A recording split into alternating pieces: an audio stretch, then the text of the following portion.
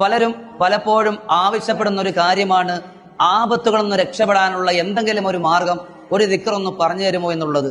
എന്റെ പ്രിയമുള്ളവരെ, പലരും പല ആപത്തുകൾപ്പെട്ട് ജീവിതം പൊലിഞ്ഞവരുണ്ട്. കട്ടിൽ കിടക്കയിൽ നിത്യമായി കിടക്കേണ്ട അവസരത്തിലെത്തിയവരുണ്ട്.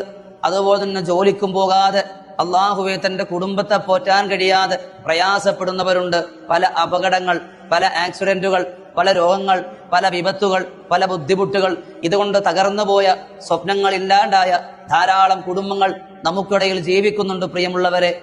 ഇൻഷാ അല്ലാഹ് അതുകൊണ്ട് എല്ലാവരും നിത്യമായി ആപത്തിൽ നിന്ന് മോചനം കിട്ടാനുള്ള സുന്ദരമായ ഒരു ദിക്ർ പരിശുദ്ധമായ ഇസ്ലാം നമ്മെ പഠിപ്പിക്കുന്നുണ്ട്. ലാ ഇലാഹ ഇല്ലാ അന്ത യാ ഹന്നാനു യാ മന്നാനു യാ ബദീഅസ് സമാവാതി വൽ അർളി യാ ദൽ ജലാലി വൽ ഇക്റാം. ഈ ദിക്ർ എല്ലാവരും നിത്യമാക്കുക. അല്ലാഹു സുബ്ഹാനഹു വ തആല അവന്റെ വല്ലാത്ത സംരക്ഷണം നമുക്കെല്ലാവർക്കും നൽകട്ടെ ഇൻഷാ അല്ലാഹ്.